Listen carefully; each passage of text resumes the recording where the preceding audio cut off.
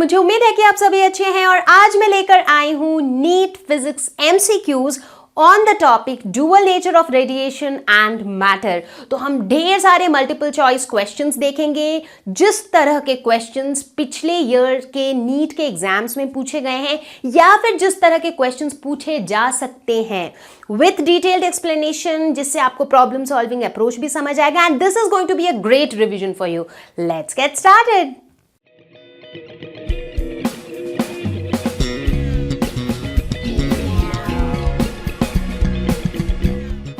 Question number 18. A beam of white light is incident normally on a plane surface, absorbing 70% of the light and reflecting the rest. इसका मतलब अगर एक surface है जहाँ पे एक बीम ऑफ लाइट फॉल किया, जिसका 70% तो एब्जॉर्ब हो गया, सिर्फ 30% जो है वो रिफ्लेक्ट कर गया। ठीक है, जो इंसिडेंट बीम था, ये जो इंसिडेंट बीम था, इसमें कितना पावर था? इसमें 10 वॉट्स पावर था। अब हमें निकालना है कि कितना फोर्स इस इंसिडेंट बीम ने इस सरफेस पे एक्सर्ट किया है। ठीक है, तो इसको निकालने के लिए हम क्या करेंगे? इसमें एक सबसे इंपॉर्टेंट बात इसमें ये ध्यान देना है कि इसमें जो है सिर्फ 70% ऑफ द लाइट एब्जॉर्ब हुआ है, यानी कि कितना लाइट रिफ्लेक्ट हुआ है? 30% लाइट रिफ्लेक्ट हुआ है। ठीक है, तो सबसे हम एब्जॉर्ब लाइट और रिफ्लेक्टेड लाइट को अलग अलग से देखते हैं। अच्छा, फोर्स हम कैसे निकालेंगे? हमें पता है कि फोर्स जो होता है वो change in momentum with time होता है। तो rate of change of momentum is force. ठीक है, तो अगर हम पूरे इस लाइट का चेंज इन मोमेंटम निकाल लें तो हम बहुत इजीली फोर्स भी निकाल लेंगे। तो जो एब्जॉर्ब पार्ट है लाइट का, कितना पार्ट एब्जॉर्ब हुआ है? 70%। राइट, तो 70% ऑफ क्या? 70% ऑफ द एनर्जी। और एनर्जी कितना है? अगर 10 वॉट्स पावर है, 10 वॉट्स पावर का मतलब है 10 joules per second, 10 joules energy per second. ठीक है, तो 70% of 10 joules that is 7 joules per second. ठीक है, तो 7 जूल्स जो एनर्जी है, इतना एनर्जी एब्जॉर्ब हुआ है। ठीक है, अब अगर हम रिफ्लेक्टेड की बात करें, रिफ्लेक्टेड पार्ट में क्या हो रहा है? 30% ऑफ 10 जूल्स जो है या 10 वॉट्स जो है वो रिफ्लेक्ट हो रहा है। ठीक है, तो मतलब कितना? 3 जूल्स पर सेकेंड जो है इतना रिफ्लेक्ट हो रहा है। अच्छा, अब एब्जॉर्ब लाइट का जो चेंज इन मोमेंटम होगा वो कितना हो जाएगा? तो हमें पता है force is equal to dp by dt। ठीक है, तो चेंज इन मोमेंटम सिर्फ एब्जॉर्ब पार्ट के लिए कितना हो जाएगा? हमें पता है कि energy is equal to momentum into the speed of light, so E is equal to tc। तो अगर हमें मोमेंटम निकालना है तो मोमेंटम क्या हो जाएगा? E by c। तो एब्जॉर्ब पार्ट के लिए ये हो जाएगा 7 बाई c। ठीक है, क्योंकि एनर्जी तो यहाँ पे 7 जूल्स पर सेकेंड है। अब हम रिफ्लेक्टेड पार्ट के लिए देखते हैं। रिफ्लेक्टेड पार्ट में क्या हो रहा है कि इतना आया फिर इतना गया, तो बेसिकली इस इंसिडेंट रे का एक मोमेंटम होगा, रिफ्लेक्टेड रे का भी एक मोमेंटम होगा। क्योंकि दोनों का डायरेक्शन ऑपोजिट है तो इनका जो चेंज इन मोमेंटम होगा वो ऐड हो जाएगा। तो बेसिकली ऐसा हो जाएगा 3 बाई सी प्लस 3 बाई सी, क्योंकि रिफ्लेक्टेड पार्ट का जो चेंज इन मोमेंटम है वो kind of it gets added, क्योंकि यहाँ पे एक इंसिडेंट रे भी है, एक रिफ्लेक्टेड रे भी है। लेकिन जो एब्जॉर्ब पार्ट है उसमें क्या हो रहा है? लाइट सिर्फ फॉल कर रहा है उस सरफेस, उसके बाद तो वो उस सरफेस के अंदर चला जा रहा है। राइट, तो इस केस में जो रिफ्लेक्टेड पार्ट है उसका जो चेंज इन मोमेंटम है वो इस तरह से निकालना होगा। तो हमारा जो फोर्स है वो टोटल क्या हो जाएगा? 7 plus 3 plus 3 that is 13 by सी।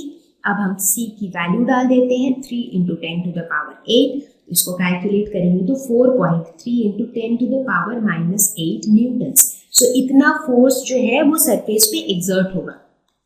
तो आई होप आपको ये कॉन्सेप्ट समझ में आया, क्योंकि यहाँ पे एक कुछ पार्ट एब्जॉर्ब हो रहा है, जो पार्ट एब्जॉर्ब हो रहा है वो सिंपल है। अगर 7 वॉट एब्जॉर्ब हो रहा है मतलब 7 जूल्स ऑफ एनर्जी एब्जॉर्ब हो रहा है एवरी सेकेंड, तो उसका चेंज इन मोमेंटम क्या हो जाएगा? 7 बाई सी।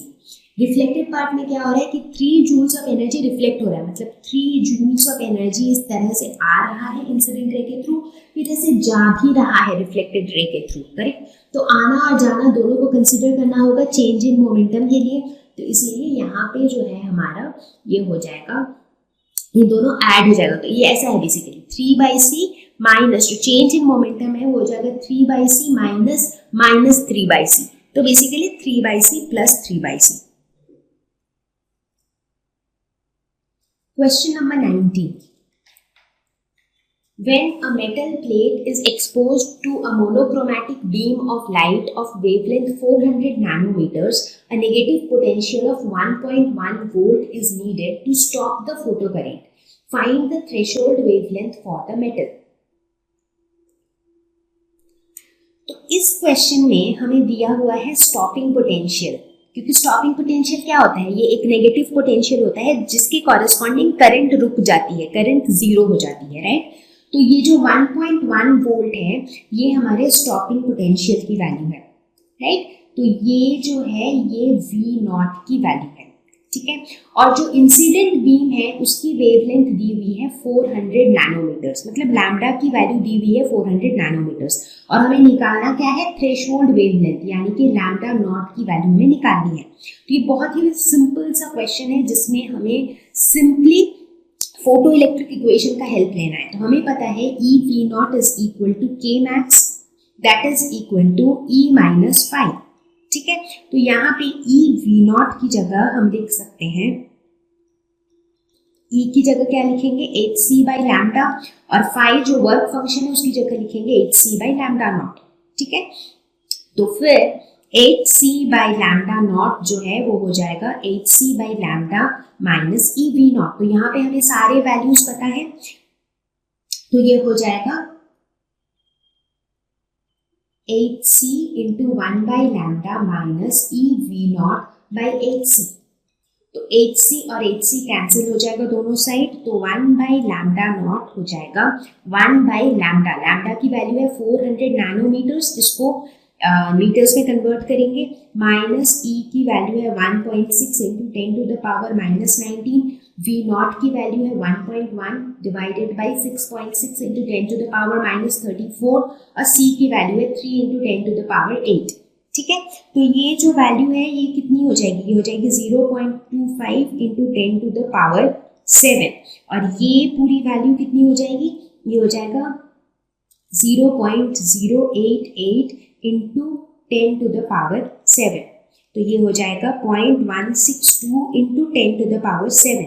तो ये जो वैल्यू निकली है ये 1 बाई लैम्डा नॉट की वैल्यू है, देयरफॉर लैम्डा नॉट हो जाएगा 1 divided by 0.162 into 10 to the power 7, यानी कि 6.17 into 10 to the power minus 7। इसको हम कह सकते हैं अप्रॉक्सीमेटली इक्वल टू 620 नैनोमीटर्स। तो ये हो जाएगा approximate threshold wavelength for the metal. Question number 20. Electric field associated with a monochromatic beam becomes 1.2 into 10 to the power 15 times per second. Find the maximum kinetic energy of the photoelectrons when this light falls on a metal surface whose work function is 2 electron volt. तो यहाँ पे बोला जा रहा है कि हमें निकालना क्या है, मैक्सिमम काइनेटिक एनर्जी। तो हमें पता है कि मैक्सिमम काइनेटिक एनर्जी होता है E माइनस 5। तो इस क्वेश्चन में E की वैल्यू अभी डायरेक्टली हमें नहीं पता है, फाई जो कि वर्क फंक्शन है उसकी वैल्यू दी हुई है 2 इलेक्ट्रॉन वोल्ट। तो हमारे लिए चैलेंज क्या है, हमको यहाँ पे एनर्जी की वैल्यू निकालनी है, ठीक है, क्योंकि जब एनर्जी की वैल्यू हम निकाल पाएंगे तभी जो है हम के मैक्स की वैल्यू निकालेंगे। अच्छा, एनर्जी क्या कैसे निकालते हैं हम, एच न्यू। अच्छा, एच न्यू में एच तो कांस्टेंट है, लेकिन फ्रीक्वेंसी की वैल्यू क्या इस क्वेश्चन में दी हुई है, एक फ्रीक्वेंसी की वैल्यू तो है, बट ये किसकी फ्रीक्वेंसी है, ये बता रहा है कि जो इलेक्ट्रिक फील्ड है वो 0 हो जाता है इतनी बार, बट वो बेसिकली इंसिडेंट लाइट की फ्रीक्वेंसी नहीं है। तो इस इंफॉर्मेशन से क्या हम किसी तरह से फ्रीक्वेंसी ऑफ इंसिडेंट लाइट निकाल सकते हैं, उसके लिए हमें इलेक्ट्रिक फील्ड के ग्राफ को देखना पड़ेगा।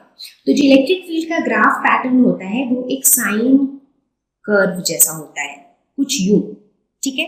अब इसमें कहा जा रहा है कि जो इलेक्ट्रिक फील्ड है, ये जितने भी पॉइंट्स हैं, ये वाले जो पॉइंट्स हैं, इन सारे पॉइंट्स पे इलेक्ट्रिक फील्ड जो है वो जीरो हो जाता है, ठीक है, ये वाले पॉइंट्स पे, वो हमें इस साइन ग्राफ से क्लियरली पता चल रहा है। क्वेश्चन बोल रहा है कि इलेक्ट्रिक फील्ड जो है वो जीरो हो जा रहा है 1.2 × 10⁻15 टाइम्स पर सेकेंड, इतनी बार इलेक्ट्रिक फील्ड जीरो हो जा रहा है।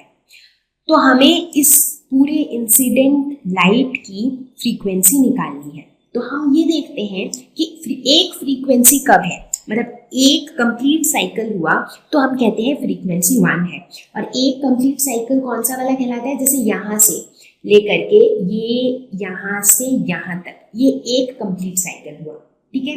फिर उसी तरह यहाँ से यहाँ तक एक कंप्लीट साइकिल हुआ, ठीक है। तो एक कंप्लीट साइकिल में फ्रीक्वेंसी कितनी है, 1, और इस एक फ्रीक्वेंसी के कॉरेस्पॉन्डिंग कितनी बार इलेक्ट्रिक फील्ड जीरो होता है। अब जैसे इस पॉइंट से इस पॉइंट तक अगर आप देखें, इलेक्ट्रिक फील्ड एक बार यहाँ पे जीरो हुआ, एक बार यहाँ पे जीरो हुआ। अब फिर इस पॉइंट से अगले पॉइंट तक देखें तो इलेक्ट्रिक फील्ड एक बार यहाँ पे जीरो हुआ और एक बार यहाँ पे जीरो हुआ, राइट। तो बेसिकली अब कई लोग बोलेंगे कि भाई इस पॉइंट से इस पॉइंट तक तो 3 बार जीरो हुआ, तो वो आप इस पॉइंट को अगर इस साइकिल में इंक्लूड कर लोगे तो इस पॉइंट को आप दोबारा अगले साइकिल में इंक्लूड नहीं कर सकते हो, राइट। तो इसीलिए एक साइकिल के अंदर या तो आप पहला वाला पॉइंट को कंसिडर करो या लास्ट वाला को। जैसे मान लो अगर आप इसको हम नाम दे देते हैं A-B-C, ठीक है। तो जब आप A से लेकर के C तक के पीरियड को कंसिडर कर रहे हो तो एक बार ये A पे जीरो हो रहा है, एक बार B पे, ठीक है। अब आप C से लेकर के E तक के साइकिल को कंसिडर करो, ठीक है। तो इसमें अब एक बार C पे जीरो हो रहा है, एक बार D पे, ठीक है। अब इसके बाद आप E वाले साइकिल को कंसिडर करो। तो बेसिकली हर एक साइकिल में इलेक्ट्रिक फील्ड 2 बार ही जीरो हो रहा है, ठीक है। तो हम ये कह सकते हैं कि जो ग्राफ हमारा है ये पास थ्रू जीरो कितनी बार, 2 टाइम्स। जब ये जीरो से 2 बार पार करता है तो हमारा कॉरेस्पॉन्डिंग फ्रीक्वेंसी कितना होता है, 1। तो फिर जब ये जीरो से पास करेगा 1.2 × 10⁻15 टाइम्स तो हमारी कॉरेस्पॉन्डिंग फ्रीक्वेंसी कितनी होगी, 1/2 × 1.2 × 10⁻15, यानी कि 0.6 × 10⁻15। तो इस तरह से हमने फ्रीक्वेंसी की वैल्यू निकाली। अब फ्रीक्वेंसी निकल गई तो ये क्वेश्चन ऑलमोस्ट सॉल्व ही हो गया। एच की वैल्यू है 6.6 × 10⁻34 इंटू फ्रीक्वेंसी की वैल्यू है 0.6 × 10⁻15 माइनस 5 की वैल्यू है वर्क फंक्शन 2, इसको जूल में कन्वर्ट करेंगे तो 1.6 × 10⁻−19 से मल्टीप्लाई करेंगे। तो इस कैलकुलेशन को देखेंगे तो ये आ जाएगा 0.76 × 10⁻−19 जूल्स। इसको अगर इलेक्ट्रॉन वोल्ट में कन्वर्ट करना है फाइनल रिजल्ट को तो डिवाइड करना पड़ेगा 1.6 × 10⁻−19 से, तो हमारा फाइनल रिजल्ट हो जाएगा 0.475 इलेक्ट्रॉन वोल्ट। तो इतना हो जाएगा maximum kinetic energy of photo electrons. मुझे उम्मीद है कि आपको यह वीडियो पसंद आया होगा। अगर आपके पास किसी भी तरह का फीडबैक या सजेशन हो तो आप हमें कमेंट सेक्शन में लिख के बताएं। अगर आपको वीडियो सच में बहुत पसंद आया है तो आप अपने दोस्तों के साथ जरूर शेयर करें। मैं आपको जल्दी ही मिलूंगी एक नए वीडियो के साथ, एक नए टॉपिक के साथ। Till then take care, bye bye.